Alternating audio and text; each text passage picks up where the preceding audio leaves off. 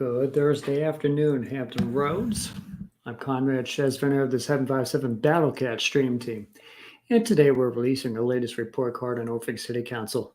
Forgive my camera on this day. I'm going to hit the button I am actually here, but it keeps disconnecting every few seconds and for prolonged periods of time. So what I'm going to do, I'm just going to stop the camera, turn it off, listen to my voice, as you should be getting this information from my voice mainly, as opposed to watching. But in any case, the audio remains strong, so I'm going to push forward. Now, what do we mean today by releasing a report card on Norfolk City Council? Is this a political revelation show? Yeah. See, I'm a man of many hats. I've run for city council in Virginia Beach. I'm a member of the Virginia Beach Democratic Committee, co-founder of Virginia Beach Progressive Caucus, and a co-host, of course, of the Beach Brothers Show, which discusses local politics and the business scene too. But this is not a Beach Brothers show. This is a 757 Battlecats production. And we're a group of dedicated citizens using social engagement, like this show, to affect political change in our 757 cities. We want marginalized communities to be improved. We are a think tank on solutions. We are a media team getting our stances out, and I'm going to hit the camera again. So yes, we're still a media team. We have faces and we have voices too, but better equipment, and I won't have to turn my camera off all the time. Well, yes, we are a media team. We are a group of municipal watchdogs whose purpose is to follow our city councils and our school boards. What do we do when we watch them? We monitor their decisions and weigh each elected official's participations in community improvement. We do that through weekly discussions on our city's events and votes. I have a hand in watching Virginia Beach and Portsmouth, for the record. Then we set up a report card of our elected officials to see if they are up to snuff. Today, of course, we're publishing our Norfolk City Council report card. And how does that work? Well, first, we decide on who we're measuring. And let me go ahead and put up, that is Norfolk right there. And Norfolk is a council manager form of government. They consist of 8 council people, including the mayor, Kenneth Alexander. We're settling on a measure of elected officials who are both incumbents and in an election year here in 2022. In Norfolk, that makes 4 people. First is Vice Mayor and Ward 1 Council Member Martin Thomas. Got his picture up on the screen there. Next is Ward 2 Councilwoman Courtney Doyle. That's her. Following her is Ward 3 Councilwoman Mamie Johnson. There she is. Lastly, we have Ward 5 Councilman Thomas Schmiegel, or hopefully I'm pronouncing that correctly. I have a longer last name that is just as interesting to pronounce, so we really share that, Councilman Schmiegel and I. Ward 4 Councilman Paul Riddick has decided to not run in 2022 for his seat, so he's not going to be scored. There are candidates who are incumbents, but they are running unopposed in 2022. They are Doyle and Johnson. Let me get Mr. Schmiegel off the screen there. Now, just because Doyle and Johnson are running unchallenged, that doesn't mean they're not going to get scored. They definitely will get scored. So how do we score them for this report card? Well, the Community Action Team formulated a rubric.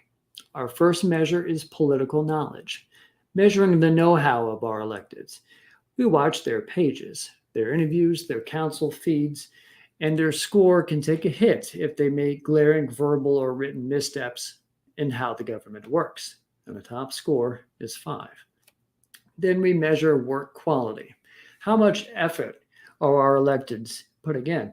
They have to attend at least 80% of the meetings with punctuality, of course. When there, do they spend a respectable time discussing matters up for a vote? We want them to at least offer 1 to 2 pieces of opinion verbally at council meetings, and the score also tops out at 5. Then we measure communication.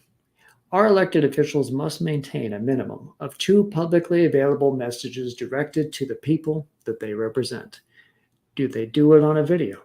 Do they do town halls?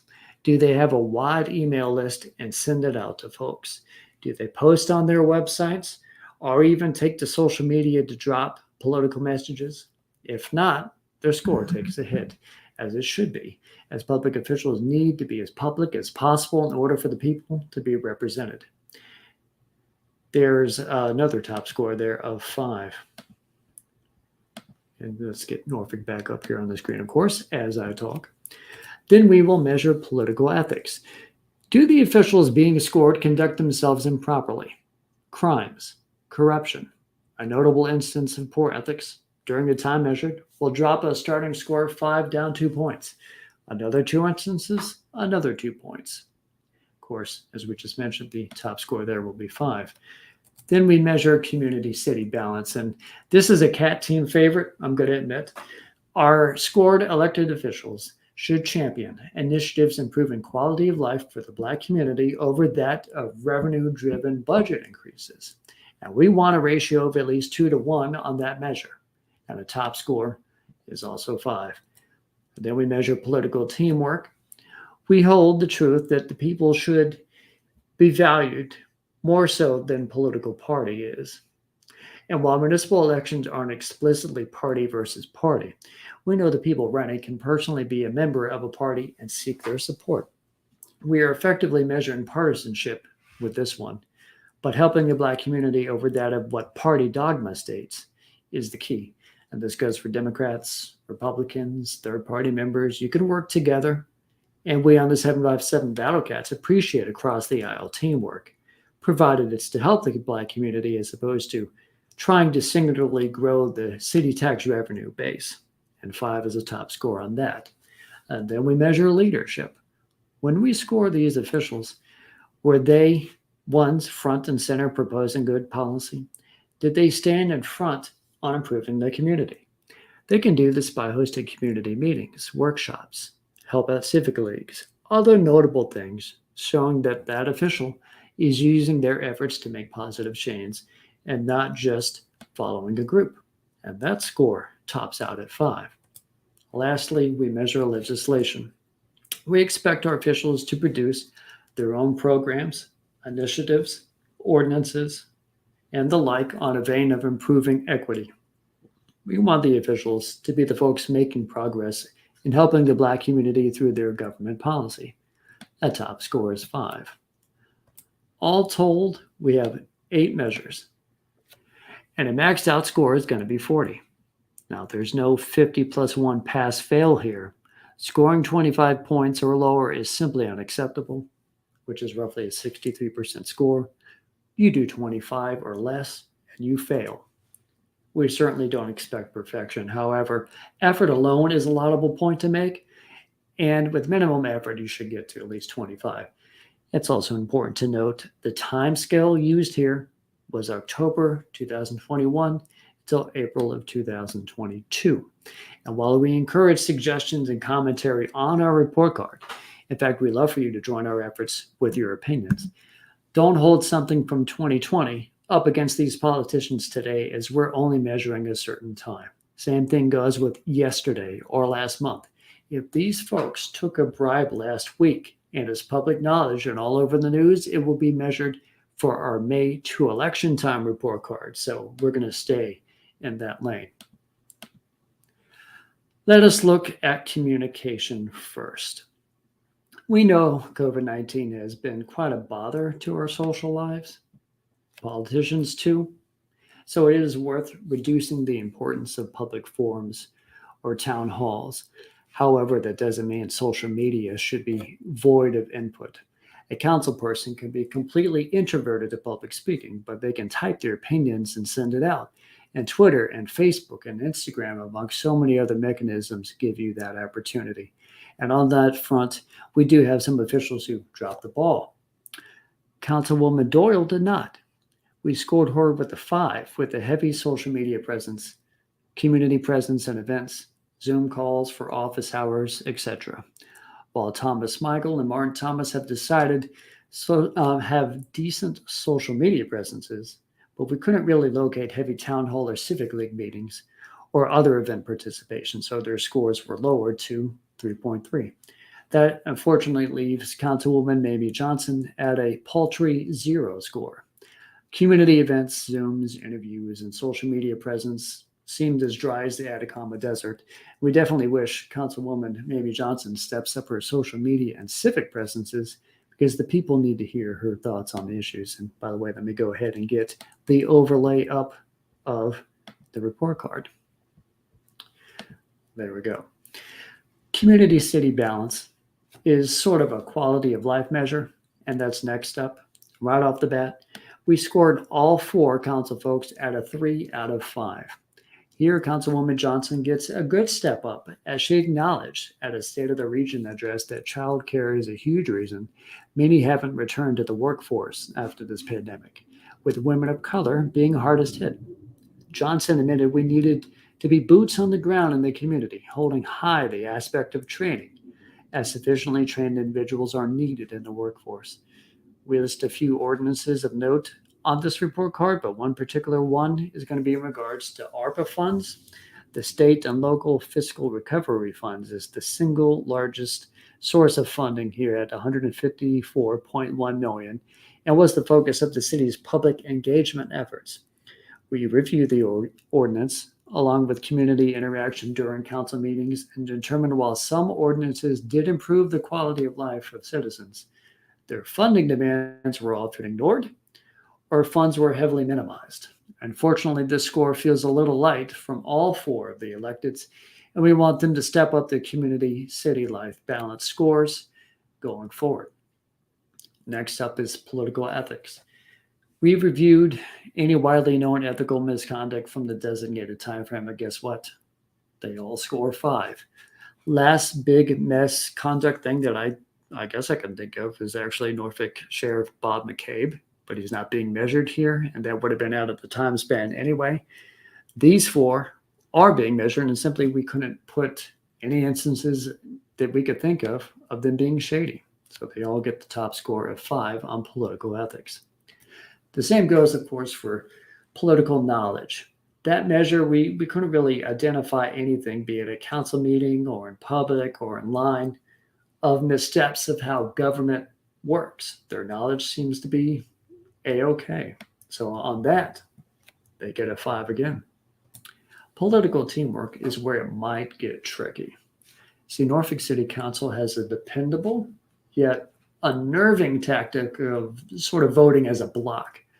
The only council member to occasionally deviate is Riddick, who of course is not on the list as he's retiring from City Council. On that front, it is noteworthy to mention Councilman Smeagol sided with Riddick on a community-driven idea to sort of reach folks about job availability where more people are at it, including high school lunches or football games. That doesn't necessarily mean they are of different political persuasions, though. So Smeagol gets a 5, as do the other 3. Getting us next up to leadership, which has 4 subcategories: proactive measures, community meetings, civic engagement, public support. Each candidate was researched and reviewed on how they engage with their district.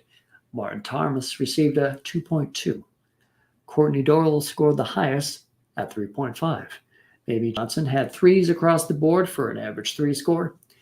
Thomas Michael had a 2.2, like Martin Thomas. However, Smigol's 0 part of it came on public meetings across a field of 3s, and Martin Thomas scored a 0 on proactive measures. Legislation, that measure had subcategories as well: procedures, policies, and fiscal allocation. Now, some ordinances from Community City Balance were used to make this decision. Remember, these 4 cast votes as a block, and all 4 get a score of 3 here. We highlight Courtney Doyle's request, though, after the March shooting in downtown Norfolk, which took multiple lives, including Virginian pilot reporter Sierra Jenkins, to ban guns from downtown bars and restaurants, as well as requiring businesses to close at midnight. In the same sessions, member Smeagol said it isn't that they don't care, they just don't know what to do. Doyle at least showed a stance to do action on that front, so in that ways that influences some of her other scores across the board. Quality of work is sort of our last measure of note here. Also having subcategories. Those categories include satisfactory action by the community, attendance, and political contributions. And on contributions, we don't mean money donated to them. We mean what work did they provide to the process of legislation, ordinances, policies, or procedures. All four had 2 out of 5 on contributions. All four had 5 out of 5 on attendance. And all four had 2 out of 5 on satisfactory work by the community. So the scores come out to 3.5 apiece.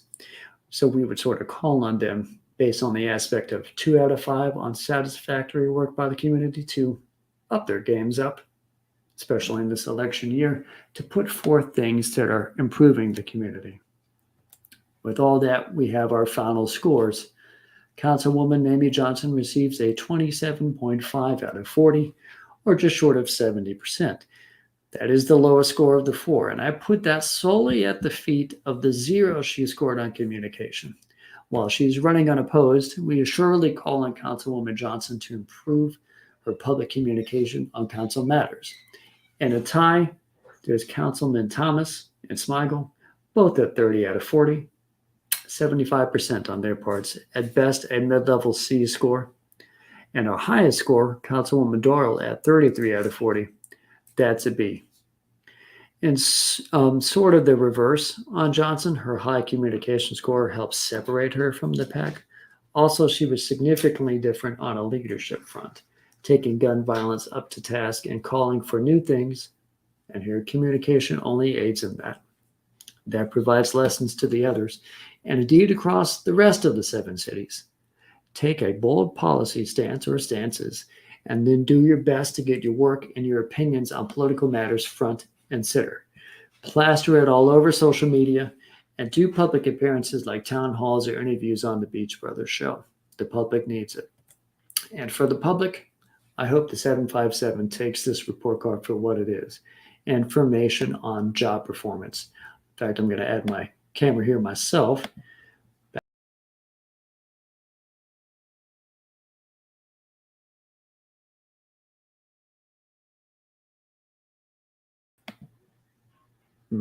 Just give it a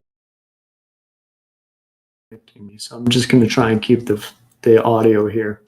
Bear with me again. And to the public, I hope the 757 takes this report card for what it is, information on job performance. The CAT team wants to influence positive change by first setting what is required of officials and helping the Black community, and then holds them to public accountability. That way you, the citizen, have what's required when you become advocates yourselves and when you vote. Also, do not take this report card for what it isn't, an endorsement. We are deliberately not endorsing candidates here. Courtney Doyle having the highest score doesn't mean run out and stump for her. It just means in this snapshot of time, we saw her the most. 757 citizens, look to the community action team. Join us. Submit your opinions on this report card, on our rubric, on the candidates. We're stepping forward to you with information. Hopefully, you all step forward to us with positive community suggestion. Catch the 757 Battle Cat stream team next time with our next report card soon. I hope you guys take care, and I will give me one more shot to see if I can get my cam going without muting myself so I can wave to you guys. There it is. I'm waving. So again, this is the 757 Battle Cats, the community action team. I hope you enjoyed this. I hope you learned from it. Start talking about it publicly, sharing it. Here it is one more time. Norfolk City Council report card. Learn it and get ready for election season and for the 757 Battle Cats efforts on the same front on the other 7 cities. So you guys, you have a great night.